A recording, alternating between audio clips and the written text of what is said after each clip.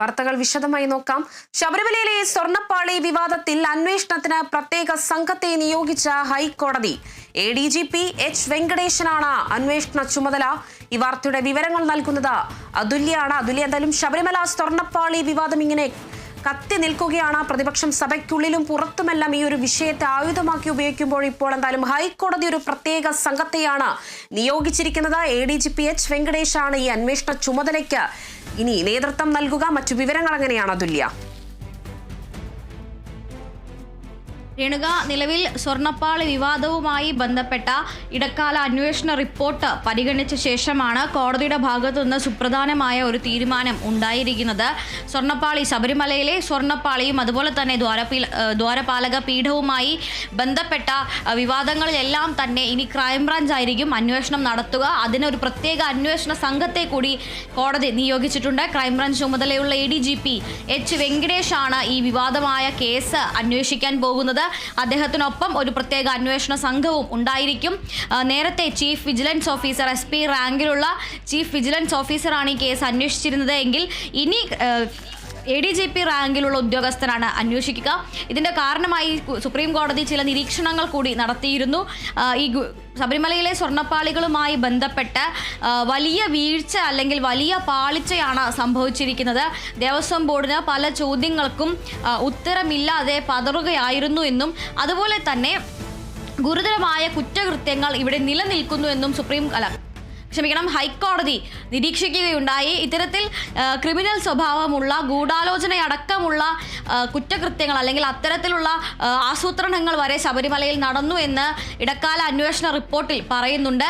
സ്പോൺസറും അതുപോലെ തന്നെ ഉണ്ണികൃഷ്ണൻ പോറ്റി എന്ന സ്പോൺസറും അതുപോലെ തന്നെ ശബരിമലയിലെ ദേവസ്വവുമായി ബന്ധപ്പെട്ട ഉദ്യോഗസ്ഥരും അടക്കമുള്ളവർ ചേർന്ന് ഒരു കൂട്ടുകെട്ട് അല്ലെങ്കിൽ അത്തരത്തിലൊരു സംഘം അവിടെ ഉണ്ടാക്കുകയും അവർ പല രീതിയിലുള്ള ഗൂഢാലോചനകൾ നടത്തുകയും ചെയ്തു എന്ന് ഇടക്കാല അന്വേഷണ റിപ്പോർട്ടിലുണ്ട്.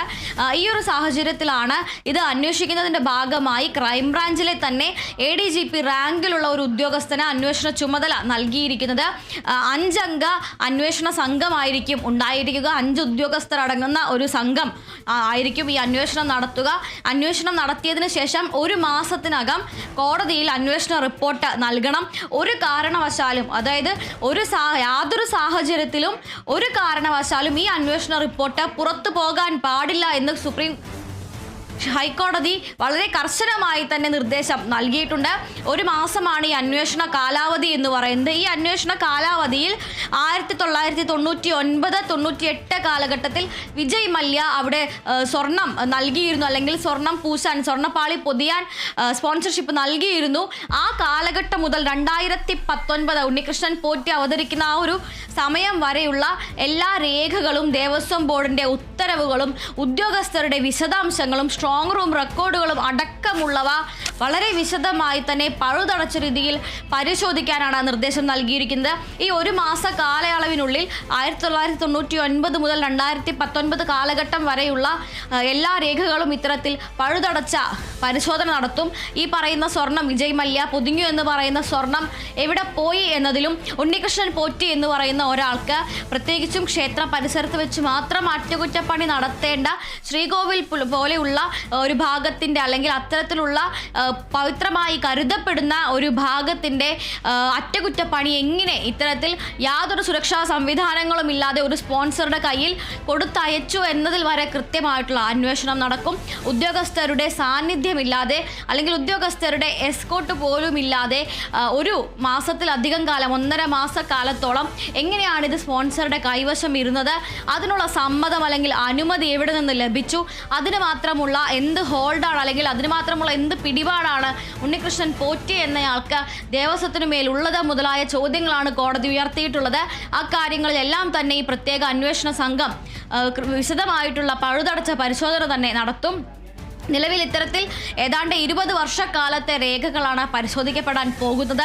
1999 മുതൽ 2019 വരെയുള്ള 20 വർഷക്കാലത്തെ രേഖകളും അതുപോലെ തന്നെ സ്ട്രോങ് റൂം റെക്കോർഡുകൾ, അവിടേക്ക് ഇതുവരെയായി ദാനം ചെയ്യപ്പെട്ടിട്ടുള്ളതും അല്ലാത്തതുമായ സ്വർണത്തിൻ്റെ അളവ്, കണക്ക്, അതിൻ്റെ മൂല്യം, ഇവയെല്ലാം തന്നെ ഈ ഒരു കാലയളവിൽ പരിശോധിക്കപ്പെടും. ആ പരിശോധനയ്ക്ക് ശേഷം സമർപ്പിക്കുന്ന വിശദമായ ക്രൈംബ്രാഞ്ചിൻ്റെ അന്വേഷണ റിപ്പോർട്ടിനെ അനുസരിച്ചായിരിക്കും ഇനി ഇതിലൊരു വിധി ഉണ്ടാവുക. ആ അന്വേഷണ റിപ്പോർട്ട് അതീവ രഹസ്യ സ്വഭാവമുള്ളതായിരിക്കും. ഒരു കാരണവശാലും അതിലെ വിവരങ്ങൾ പുറത്തു വിടരുത്, ഒരു സാഹചര്യത്തിലും അത് പുറത്തു പോകാൻ പാടില്ല എന്നും കർശനമായി തന്നെ നിർദ്ദേശം നൽകിയിട്ടുണ്ട്. മാത്രമല്ല അന്വേഷണത്തിന് ആവശ്യമായ എല്ലാ സഹായവും സംവിധാനങ്ങളും കേരള പോലീസും കേരള സർക്കാരും ചെയ്തു നൽകണമെന്നും കോടതി നിർദ്ദേശിച്ചിട്ടുണ്ട്. നിലവിൽ 5 അംഗ ക്രൈംബ്രാഞ്ച് ഉദ്യോഗസ്ഥർ അടങ്ങുന്ന അന്വേഷണ സംഘത്തെയാണ് നിയോഗിച്ചിരിക്കുന്നത്. ഈ അന്വേഷണ സംഘം ആവശ്യമെങ്കിൽ ക്രൈംബ്രാഞ്ചിനെ വിപുലീകരിക്കാം. അങ്ങനെ വിപുലീകരിക്കാൻ ഉദ്ദേശിക്കുകയാണെങ്കിൽ അതിനാവശ്യമായ സഹായം കേരള പോലീസ് നൽകണം. മാത്രമല്ല അന്വേഷണത്തിന് ആവശ്യമായ സജ്ജീകരണങ്ങളും സംവിധാനങ്ങളും അതുപോലെ തന്നെ സന്നിധാനത്തും ശബരിമലയിലുള്ള ക്രമീകരണങ്ങളും ഏർപ്പെടുത്താനും കേരള പോലീസും സർക്കാരും സഹായിക്കണം എന്നിങ്ങനെയുള്ള നിർദ്ദേശങ്ങളും നൽകിയിട്ടുണ്ട്. എന്തായാലും നിലവിൽ ഇത്തരത്തിൽ ക്രൈംബ്രാഞ്ചിന് അന്വേഷണ ചുമതല നൽകിയിരിക്കുകയാണ്. ദേവസ്വം ബോർഡിന്റെ വിജിലൻസ് വിഭാഗമാണ് ഇത്രയും ദിവസം ഈ ഒരു വിഷയം അന്വേഷിച്ചിരുന്നത് എങ്കിൽ ഇനി ഇവിടുന്ന് അങ്ങോട്ട് ക്രൈംബ്രാഞ്ച് ആയിരിക്കും അന്വേഷിക്കുക. ADGP H വെങ്കടേഷിന്റെ അന്വേഷണ ചുമതലയിൽ 5 അംഗ ഉദ്യോഗസ്ഥ സംഘം അന്വേഷിച്ച് 1 മാസത്തിനകം റിപ്പോർട്ട് നൽകും. ശരി അതുല്യ, വ്യക്തമാണ്. ശബരിമലയിലെ സ്വർണ്ണപ്പാളി വിവാദത്തിൽ അന്വേഷണത്തിന് പ്രത്യേക സംഘത്തെ നിയോഗിച്ച ഹൈക്കോടതി. ADGP H വെങ്കടേഷാണ് അന്വേഷണത്തിന് ചുമതല നൽകുക. കൂടാതെ ഇദ്ദേഹത്തിനോടൊപ്പം 5 ക്രൈംബ്രാഞ്ചിലെ ഉദ്യോഗസ്ഥന്മാരും കൂടെയുണ്ട്. ഈ സ്വർണ്ണ കവർച്ച അല്ലെങ്കിൽ ഈ സ്വർണം എവിടെ പോയി അല്ലെങ്കിൽ എങ്ങനെയാണ് നഷ്ടമായത് എന്ന കാര്യത്തിലെല്ലാം കൃത്യമായി തന്നെ ഒരു വ്യക്തത വരേണ്ടതുണ്ട്. ദേവസ്വം വിജിലൻസ് റിപ്പോർട്ട് വിവരങ്ങൾ പുറത്തു വരേണ്ടതുണ്ട്. അതോടൊപ്പം തന്നെ ഈ അന്വേഷണം അതീവ രഹസ്യ സ്വഭാവമുള്ള ഒരു അന്വേഷണമാണ്, പുറത്തേക്ക് വിടാൻ പാടില്ല. ഇവിടുത്തെ അന്വേഷണ രീതികൾ അല്ലെങ്കിൽ അന്വേഷണത്തിന്റെ റിപ്പോർട്ടുകൾ പുറത്തുവിടാത്ത രീതിയിലുള്ള ഒരു അന്വേഷണമാണ് എന്തായാലും ADGP H വെങ്കടേഷിന്റെ നേതൃത്വത്തിൽ നടത്താൻ പോകുന്നത് എന്ന് മനസ്സിലാക്കിയിരിക്കുന്നു. എന്തായാലും വിവരങ്ങൾ പങ്കുവച്ചത് അതുല്യ രാമചന്ദ്രനാണ്.